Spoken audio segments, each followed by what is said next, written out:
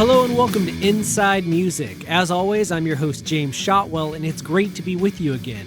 My guest this episode is Kirby from the band Fit for a King, whose new album, The Path, will be available September 18th through Solid State Records. Now, if you're not familiar with Fit for a King, I feel sorry for you because this group has been doing amazing things for years. And if it were up to me, and if it were up to the band and their team, 2020 would have been the biggest year for Fit for a King to date. But we all know what happened. This little thing called COVID struck, live music was canceled, and Fit for a King were forced to re-examine everything about how they were doing business. I mean, this was a road dog band that suddenly was at home for 6 months with an album already in the can, trying to figure out how to navigate the new normal. And in this episode, Kirby tells us about everything.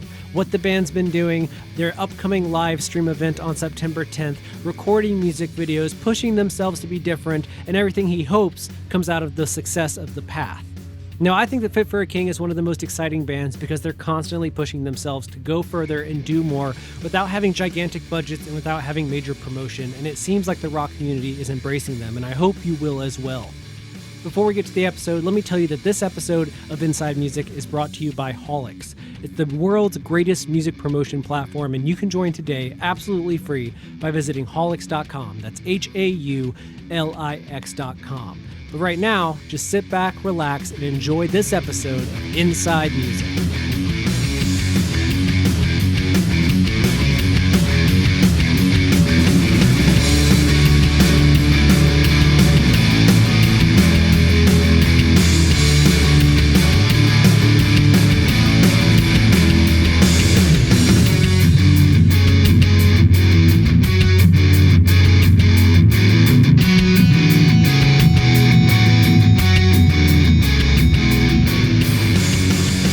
Man, how is your day going so far? It's going pretty good. It's actually the first day of school, or virtual school over here. So there's a little bit of that. And then had an interview right before this one. Yeah, you're in the midst of that press push. How's the first day of school for you? I was talking to my friend Anthony from Circa Survive today, and his 3 kids are all doing virtual schooling. So they're all like sitting at tiny desks with laptops, and it looks very surreal. Yeah, it's one of them's at a desk. There's a separate desk in my office, and then our niece is in her bedroom. She has a desk in there. So it's going smooth. At day one, I think they just gave them really easy assignments so they could get used to the layout. How do they, I mean, this is kind of a weird question, but how do they feel about the idea of going to school virtually? Like, are they excited about it? I think they miss being around kids, even though my niece said she likes the quiet. I love here, it. So she's going to be all right in life. Yep, exactly. All right, man. Well, this is an exciting month for you then, between the album and learning about virtual education. How are you feeling about everything in general? Well, I think the album excited is the right adjective. I don't know about the virtual stuff, but no, but I'm really excited about putting out the record. I have plenty of time to read the hate and also the nice stuff. Yeah, I mean, we could talk about that a little bit. I've been able to listen to the record for about a week now. It's one of those things where I don't know how familiar with the press side of things, but they'll be like, "Do you want to hear this album?" and schedule an interview like 6 weeks ago, and you'll be like, "I do. Let's do it." And then they're like, "Well, let's." And then the day they lock in the interview, they'll be like, "Here's the album." And we're like, "I need a little bit more time." So we spent a lot of Labor Day weekend like crunching this album in our household, and it's great. I mean, it did not disappoint. Good. I'm glad. I think the non-singles are just as strong, or to some people that are longtime fans, they'll probably find the non-singles even stronger than some of the singles. Oh yeah, but I mean that's just how people are, right? They'll be like, "Why didn't you put out this song as the single?" It's like, because you're listening to it right now anyways. Therefore, we didn't even have to put out a single you liked for you to listen to it. Exactly, because we knew you were going to be here. We're trying to get other people to the party. Exactly.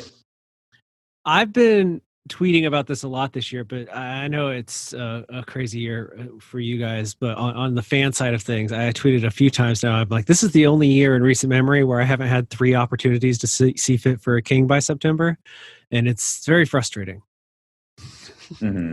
It's I always feel bad that it's such a process, but I never want to step on our publicist's toes. Well, no, the live thing. I think you might have played your last live show before the coronavirus. Yeah, March in March Joliet. In Joliet. So the night before that in Grand Rapids, Michigan, would be the last time that I had the chance to see you guys. I was right there at the end. It was a fun show, and that was the night that I knew things were about to get canceled. So while I was on stage, I knew the tour was going to end in the next couple of days. Oh, that's rough. I did an interview with the guys in Killswitch Engage because they were down the street that same night. And I remember sitting there and they were like, we're trying to make our shows smaller caps. And then maybe we can play a bunch of shows to really small rooms. But we got off the interview and everyone was like, yeah, that's not going to happen. I saw Seattle canceled all events of 250 or larger. And then exactly. I called our booking agent and he's like, oh, it's about to happen everywhere. I was like, oh, great. And you're like, well, we've barely been on the road. Oh. So take me through when you guys were on the road with that tour. Had you finished the path already? Yeah, we finished it back in February. Okay, so so the tour ends in March on like the 13th, and you're just like, what do we do? Did you already have a September plan for the album, or was it, kind of reassessing everything because you figured stuff was going to be canceled for a while? We kind of just put it out knowing like the attention would be massive because there's not very many artists putting out music right now. And I think just less competition because some bands are thinking, well, we can't put it out now because then we couldn't tour. And it would affect the rollout. But for me, it's like, let's just put it out and hope that touring comes back in like April or May. Yeah. I mean, I feel like fans will remember the artists that were like, let's go ahead and put out the record rather than the ones who sit on it. And then once shows start opening up, we have this flood of album announcements and everyone's like, you've been sitting on this stuff for 12 months. Yeah. It's going to like, I feel like right now is our best chance to not only have like a really good position on the Billboard because of the lack of artists putting out music, but also it's a great chance for people to sit with our album and listen to it in full because a lot of people are just at home right now, or they're at a job that they're not necessarily pumped that they have to be at right now during the situation. And I think music is such a huge I know it's a big outlet for me, so I know it's probably a huge outlet for others as well.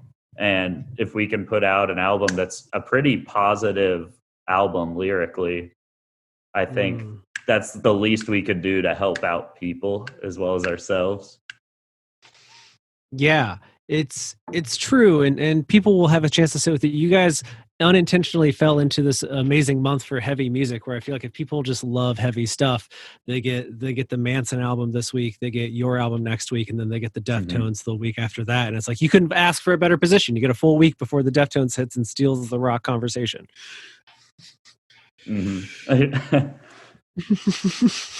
I mean, listen. I mean, there's a crazy amount. I didn't even know about the Manson record. I saw that I'm gonna get like destroyed for this. I haven't listened to much Deftones. I do enjoy what I've heard, but I've never given like the full dive into Deftones. Oh, well, let me tell you, man. There's never been a better time than right now to make a full dive into any catalog. But no, I think that this is a great album and a great time for this album, but you guys, you kind of hit the nail on the head where you guys have always been a band that I think people look to and they feel that you guys inspire them or give them some sense of like peace amidst the storm. That's been a theme not only in your music but in the way that you express yourselves in most of your videos. So the path hitting right now, right as we passed like literally the same week as we hit the 6-month threshold of no live music, it couldn't be a better time for this to arrive. Do you feel like, as far as the rollout has gone and like putting the singles out there to the world, has it hit the way that you hoped it would? I know we're kind of in uncharted territory in terms of like how to get people to pay attention to what you're doing. So is it going the way you thought it would or hoped it would? I think the attention on the songs is definitely at or above where I thought it would be, I guess. There is definitely, like, the thing is, when we put out the songs with Locked in My Head specifically, even God of Fire, all these singles, we knew they were like riskier songs, I guess. But our goal, like you said, and I said, the longtime fans, we trust you'll be here to listen to the rest of the record. We really wanted to reach out to areas of the metal world, or even people that don't listen to metal, with songs like Locked in My Head. We wanted to reach out to people that may not necessarily know who we are. And then the rest of the record is like more of a traditional Fit for a King sound. So then they get the whole like, oh, this is what Fit for a King really is. So the rollout, I knew that it would be met with some hate and some resistance from longtime fans because, you know, the songs are really different than the past. But at the same time, I'm like, if we just keep writing, an example I bring up is Tower of Pain. That was our first single last go around, the one that we put out before the album announcement. And the song had nothing but positivity, like almost no negative feedback. That song's the 8th most popular song on Dark Skies after it had a 3-month head start. So it's one of those things where it's like the current fans loved it, and then that's where it ended. And yeah, obviously I love that song's on the record, and I would not change that because those songs I think are necessary. But then, like, we put out Breaking the Mirror in the same spot for this record as we did Tower of Pain, the last record. And it was met with a little, not a crazy amount, but it was met with some negativity. But that song has already outstreamed Tower of Pain after 2.5 years. It got top 40 on radio, and it still has like a breakdown in it. So it's one of those things, and it's still number 1 on our Spotify. And it's like that kind of proved that reached further out. And that's not even getting to the like analytical stuff on Spotify. Like 5 times more people in Europe listen to Breaking the Mirror as When Everything Means Nothing. That's crazy. So it's like little things like that we're trying to expand our audience with these singles. And then our hope is that the people that are longtime fans that aren't necessarily, obviously some of the longtime fans do enjoy the new singles. I'd say that's a majority of them, but there are some that are very vocal about not liking the new singles. My hope is that, hey, trust us with this, you'll like the rest of the record. So things have kind of gone with the rollout how I felt they would go. You know, I really enjoyed the discourse around Locked in My Head because it's one of those instances where it's the same people that get mad every single time a band kind of evolves in the way that this album kind of teases some evolution from the band. But then I'm in the car with my girlfriend who doesn't know the band as well, and you know, Octane plays Locked in My Head, and she'll be like, "This is Fit for a King," in like in a positive way, and I'm like, "This is the whole kabang," and like in a nutshell. Exactly right.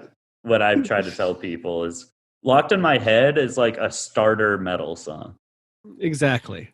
It's like, for people that don't like metal to hear it, be like, hey, this is pretty cool. And there's like metal elements in the riffs. There's like a breakdown in it, but there's not any screaming over it. It's kind of like introducing you to double bass. Yeah, exactly. Yeah. Our goal is you listen to Locked in My Head, you hear it on the radio. It's playing at gyms right now at like LA Fitness and stuff. And then you hear that and you're just like, oh, that's a pretty cool band. Let me go to their Spotify. Breaking the Mirror is the first song on the Spotify. They hit it. And it's kind of like Locked in My Head, but heavier. And so it's almost like they're just kind of being like slowly moved into the metal world. Yeah. Like let's hold your hand a little bit. Get you in here.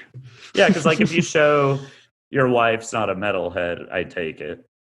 No, not in this sense. More old school metal than anything. So yeah, the new bands, she's always like, they all sound the same to me. So if you showed her like, if you went straight into Acacia Strain, it's like really abrasive to somebody who doesn't listen to heavy music. Yeah, or even if I had started with if she'd heard God of Fire as the song, just because Yeah. it's so different, she'd be like, "What is this? What is happening?" And it's like, yeah, you can't go straight to Vendetta or Mm-hmm. Backbreaker. Yeah. But like with somebody that doesn't listen to metal, you can do that with the normal metalheads and Fit for a King fans. That's Mm-hmm. why I'm not worried about that. Um, Mm-hmm. I want people to listen to Lock to My Head because then they may actually start diving in and looking more into it. Then they hear Breaking the Mirror, and that has like a screaming section, and it has Mm-hmm. harsh vocals at the beginning, and it has a guitar solo and a breakdown. And it's kind of just like, and then my hope is eventually you work your way down when everything means nothing, Price of Agony, and now you're a Backbreaker. Mm-hmm. But it Yeah. doesn't feel as abrasive because you've heard all these elements before. It's just turned up. Mm. No, you're absolutely right. That's the best explanation for that kind of rollout. I think I've heard outside of somebody at a label being like, "Well, it just makes sense to go for a bigger crowd." Like, you understand that it's almost not to get too businessy with it, but you have built a funnel into creating a Fit for a King fan for somebody that's uninitiated to be like, "Oh, Yeah. ease them into the world," and then they find themselves surrounded by it. And I don't want them just to become a Fit for a King fan. I want to take people that aren't metal fans, like Mm. newer school metalcore, and Mm-hmm. turn them into a fan of the genre. Because Mm-hmm. once they get used to Backbreaker, then they could go listen to an Acacia Strain and appreciate how heavy it is and how Mm-hmm. good it is. Whereas if they went Locked in My Head straight to Acacia Strain, they would just be scared. Yes. I've seen that. I've seen that happen. So yes, you're absolutely Yeah. right. Like I showed my grandma Locked in My Head, and she's 89. And she was just like, "Oh, this is actually a lot easier to listen to."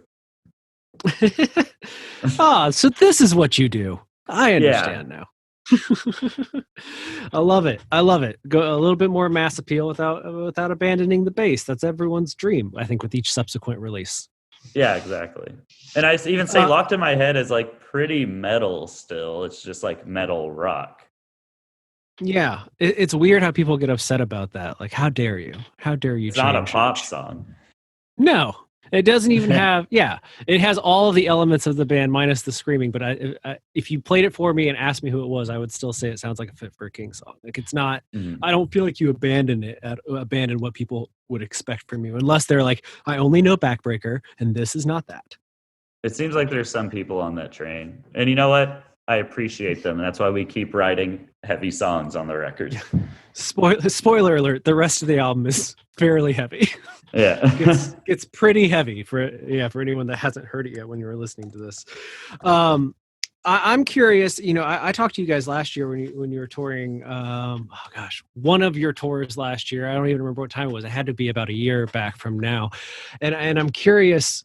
What have you been up to since March? Because I know how go you guys have been. The album's done, tour gets canceled. You guys do the thing with We Came as Romans, which is 100% my thing because that's like the perfect Venn diagram of where I belong. Mhm. And what has been happening in the world of Fit for a King for the last several months? Are you guys even in this? You guys aren't in the same area as one another, are you? Like geographic. No, me, Bob, and Jared all live within 10 to 15 minutes of each other. Okay. But Tuck lives in Brooklyn and Daniel lives in LA. So we're pretty spread out. We went from March to July without seeing each other. And then now we're going from July until actually Thursday when we have the virtual concert. We're going to fly. We're flying the other guys in plus our sound guy. I'll kind of have like a virtual party release or like, because we're going to do a Q&A on stream as well. So it'll be cool. Any excuse for us to hang out with each other and write it off as a business expense. Yes. But basically just a lot of album promotion, a lot of text groups. And outside of that, we're going to have to start getting creative once the path is out. Because, I mean, the optimistic view right now is touring will be back in April, May. And that's the optimistic view.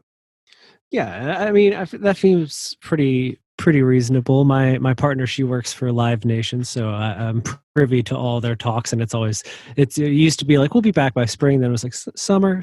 We're feeling confident about summer. That seems to be where we're at. So I think Yeah. April, May makes sense. Yeah, and that's a lot of time. I was so thrilled to see the release show because I felt like I've been watching a lot of them. As a journalist, I've reached the point now where I get invited to be guest listed for live streams, which is weird. Yeah. It's like a winking nod at the end at the end of the world. They're like, "Hey, we'd love to have you out for this virtual gig," and it's like, "Okay, yeah, I can click the link." Still still technically don't have to wear pants to be here, but yeah, exactly. You and some of the platforms only stream on a laptop, so you're like, okay, so I don't even really have the sound system if I want to watch it with the family.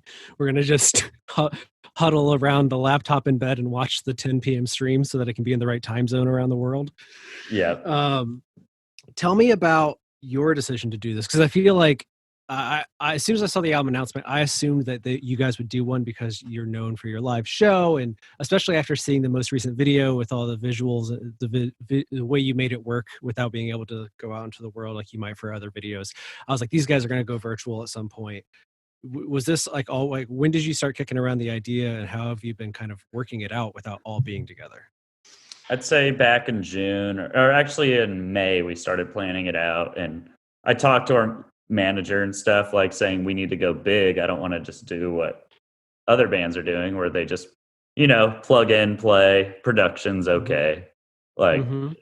like I wanted. So we were shooting music videos in Atlanta, and we talked to our video guy, and he's like, how about we like leverage all this crazy equipment we're going to use for the music videos and use it for the live show? Mm. And that's another reason why we're not doing it actually live. It's pre-filmed. The audio is live. Like it's still like a performance.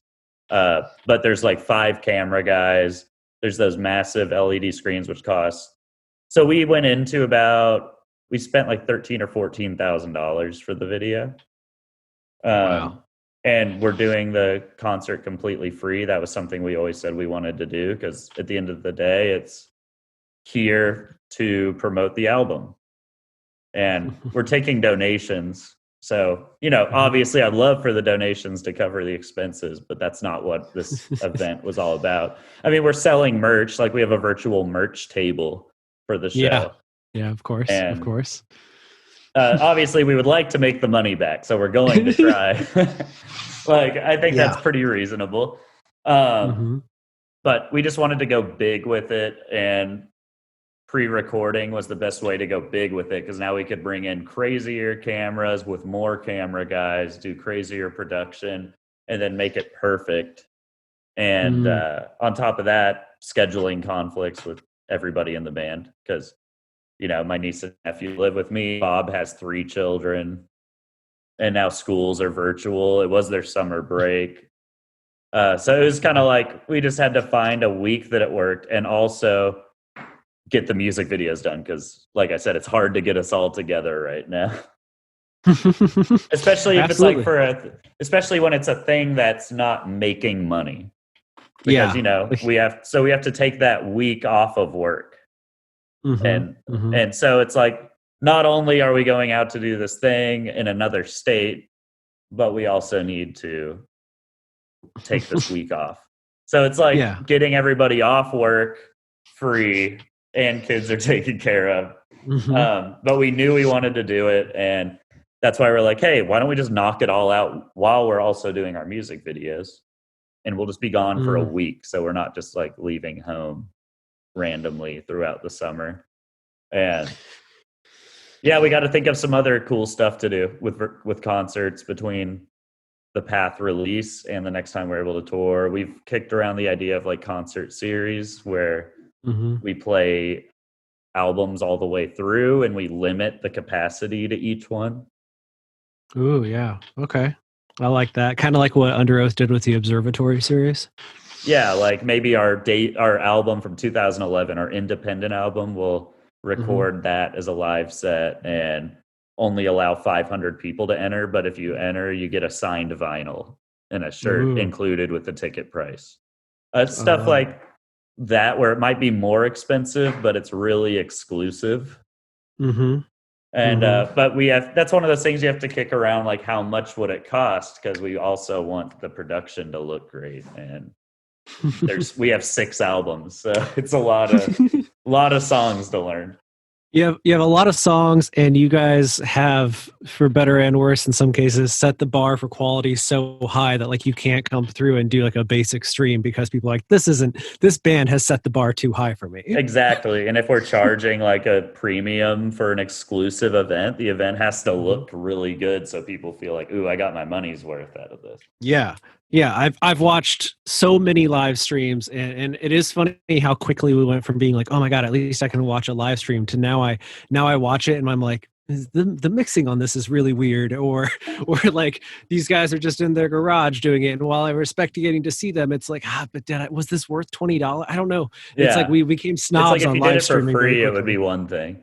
Yeah, like when Between the Buried and Me did a Colors live stream on Twitch, they were in like their home studio, and you're like, all right, well, it's just like house lighting, but at least we're getting to watch the band do the thing, and it's free, and I can donate money, and that's great. But if I'm paying $20 to watch you perform somewhere, You I want it to expect have, a certain amount yeah, of quality. yeah, I want to feel like I'm there as much as possible. I will And say it is not near as fun playing a virtual oh, concert as a real concert. oh yeah, because even if it goes really well, the song ends and then it's just crickets.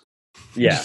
The deafening silence of a space and 5 guys with cameras looking at you. Like, is that it? All right, next good? song. Yeah. I just watched. I think the band Need to Breathe did theirs, was pre-recorded with really nice cameras and lighting. And there's one point in between songs where you kind of heard like one camera guy applaud, and he was like, "Thank you, finally somebody is reacting to what we're doing right now." God. This is what our life has become now. It's so strange. I want to ask you this. It's something I've been asking the artists that are putting out records this fall and kind of looking towards the future. And it's weird. It's kind of weird to think about, but there's been a lot of news this past week about DIY clubs of different sizes closing, and we do a lot of work at my job talking about the music business and the industry, and it's very obvious that not everyone will come back when we do have shows back, in terms of venues and in terms of artists. Has there ever been a point in the last 6 months where you were like, is this band going to keep going after this? Like, are we going to make it through this pandemic, or has it just been like, we just got to like batten down, keep moving? I think for us, we would get as creative as possible to continue because we have fought our whole lives for this to be our career, and Dark Skies was kind of like our big breakthrough. And this album was supposed to be the one that capitalizes on the foundation Dark Skies had finally laid down. And so for us, we're like, if let's say, I don't think this will happen, but worst case, touring doesn't come back till middle of 2022. And we've talked, like, we will approach our label and say, we need to work out something. Like, if you want us to continue to put the same energy we've been putting, because labels aren't hurting right now because streaming is still doing well. And we would just say, hey, we need to work out something, even if it's like a temporary salary until touring returns. Like, we gotta like restructure something. And I think labels would start being open to that, because the alternative would be our band goes on hiatus to go work full-time jobs. And when you're all working full-time job, like, it was hard enough getting us organized to do a live concert and our music videos. And this is still my job. And it's still everybody, like, nobody else in the band has gotten a different job. Like, I Twitch stream and Tuck does his podcast and stuff. Like, so we're our own boss still. We can just leave. But if it got to the point where this year, 2021 comes and touring still doesn't return, we're all going to have to go work at a Costco or something. And good luck getting us. We just straight up can't go to the studio. Like, because that's 6 or 7 weeks. So we couldn't write a new album or anything. We couldn't go do any virtual concerts without like a huge hassle, because then we'd have to convince wherever we're working to let us off for a week. And then and that would be all of us have to convince them. Mm-hmm. And so it's one of those things where bands, I think, would have to talk to their label and say, hey, if you want us to put the same energy, like if you value our band's content enough and you want it to come out with the same quality and frequency, we're going to have to work out something where we're compensated to just keep working on music. Mm.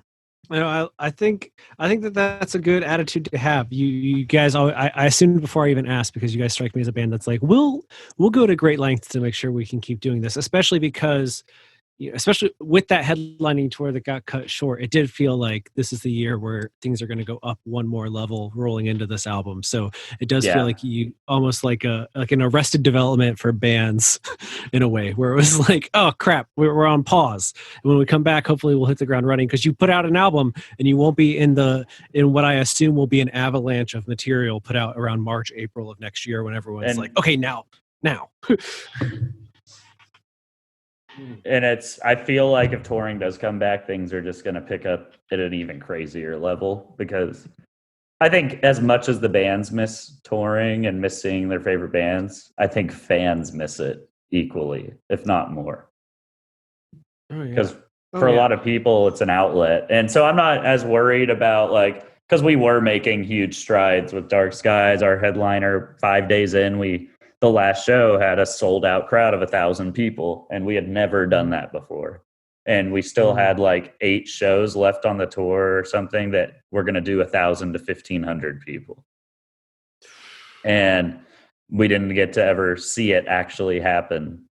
It's all just theoretical. We just know where pre-sales were. And so it's like, that was our booking agent put it to me. He said, I feel bad for you guys, because that was supposed to be like your statement tour. Like, hey, we're a real headliner. Like, we've arrived. That was supposed to be like the arrival, and canceled. And it was going as planned.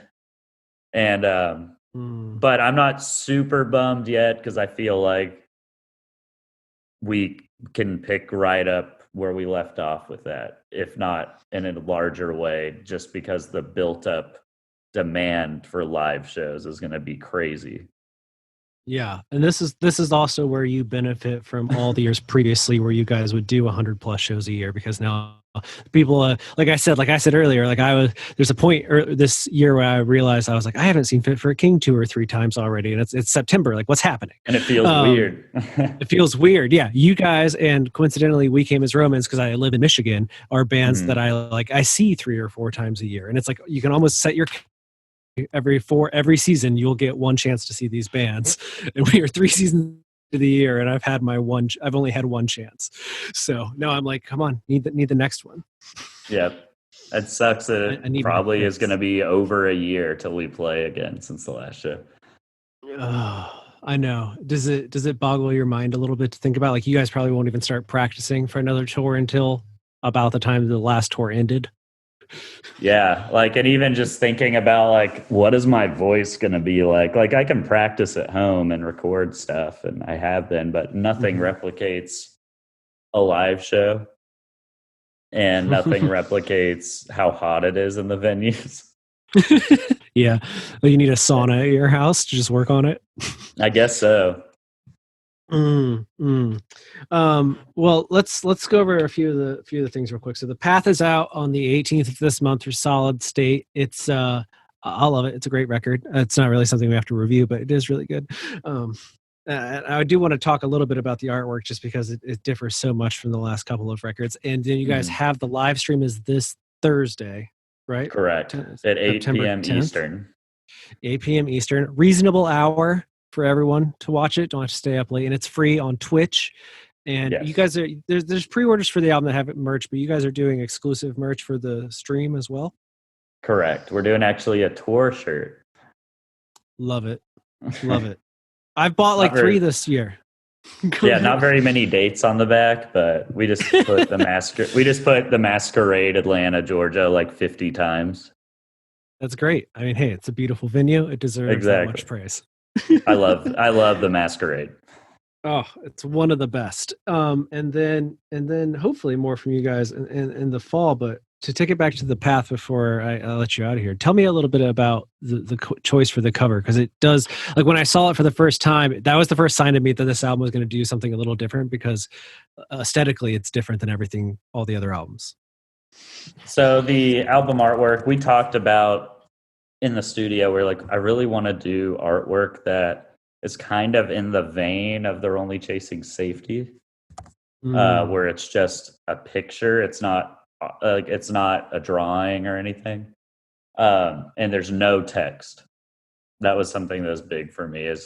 I think text is a little redundant now, since people listen on streaming services and the band name and song title are literally under the artwork. So you don't have to have the name on the artwork. And for store sales, which aren't super frequent, you can just put a sticker on it. Yeah. So I like the minimalist. I wanted a minimalist photo of the Greek goddess of victory, which is Nike, which obviously we weren't going to call the album Nike. There might be some suits involved or some cease and desist. But yeah, that's really all it was. As I sent some pictures of like old statues and stuff, I was like, I want all this, but like a person dressed up as the person. Like I want a photo, not a drawing. And she killed it with the picture. Well, it is catching, and it's funny you mentioned They're Only Chasing Safety, because you hit your mark, because that's the first thing I thought of, especially just the way it's lit, the way she appears. It's you nailed it. You nailed it. I'm glad you picked it up. I think most people would. It feels like a good. It's great, man, and the album is really fantastic. I do want to talk before I let you go. I also want to touch on. I mentioned it earlier. You guys did the We Came as Romans split. Super fun release. Is that something you think you could do more of in the future? I think we'll definitely do more once this album rollout has kind of calmed down. I'm also going to be announcing my side project with Chris from Currents and Shadow of Intent, which we'll put out a song before the end of the year. We're hoping closer to Halloween. And then, what's that? Go ahead. Oh no, go ahead. I'm just listening. So we're just, I'm going to be doing some side project stuff. I think the Fit for a King, we have 2 more music videos to put out, and then we're going to, like I said, toss around the idea of more virtual concerts. But I think collabs will be at least a minimum of what we could do. There's definitely more bands I want to collab with, such as like Crystal Lake or Chelsea Grin, just bands we're friends with. Absolutely. No, I'm all for it.